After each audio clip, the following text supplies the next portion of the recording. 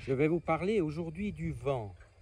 Nous savons qu'au niveau énergétique, le vent peut ressourcer des personnes, qu'il peut être curatif aussi et qu'il peut faire beaucoup de bien pour autant qu'il ne soit pas utilisé à outrance.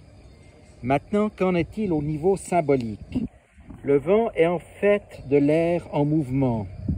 Il est provoqué par les différences de température dans l'atmosphère terrestre et par la pression exercée par l'air plus froid et lourd sur l'air plus chaud et léger.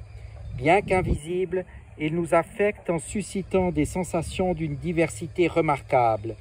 Il porte le parfum des fleurs de printemps, des feuilles mortes, du foin coupé, les odeurs des prédateurs et des proies. La caresse du vent sur la joue est un bienfait et un salut. Le vent hurle, gémit, rugit et soupire. C'est cette nature animée du vent et de l'éventail de son tempérament qui lui vaut une correspondance ancestrale avec une force autonome et sauvage au sein du psychisme. Le vent a d'abord existé comme une personne, puis, quand la Terre a commencé son existence, le vent s'est occupé d'elle.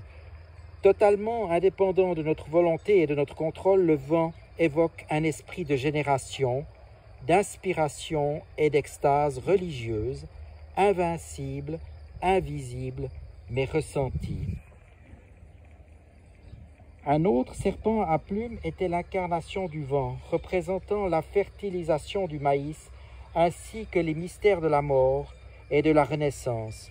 Le vent est le grec pneuma, l'arabe ru, l'hébreu ruach, le souffle divin qui plane sur les eaux primales de la création. Le vent qui souffle disperse les germes de la transformation et de la croissance, est en lui-même phallique, spermatique, fécond et conceptuel. Il est l'esprit saint et esprit versatile.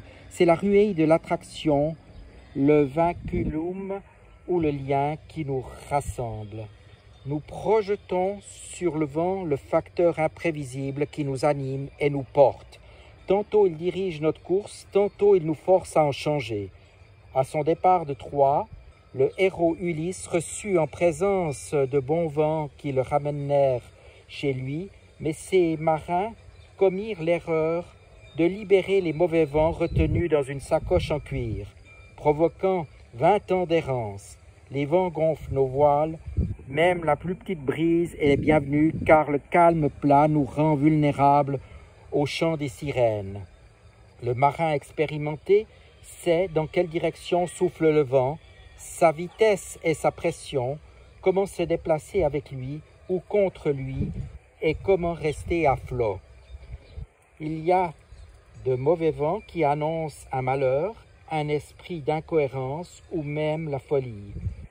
Reflétant symboliquement notre expérience de la libido qui peut se manifester par des passions tumultueuses et ébouriffantes et des emportements passionnels, le vent peut être truculent, typhon, ouragan et tornade, balayant les arbres robustes, arrachant les lignes électriques et dévastant nos infrastructures. Les mots et les affects peuvent n'être que du vent, mais aussi cinglants, violents, froid ou glacial.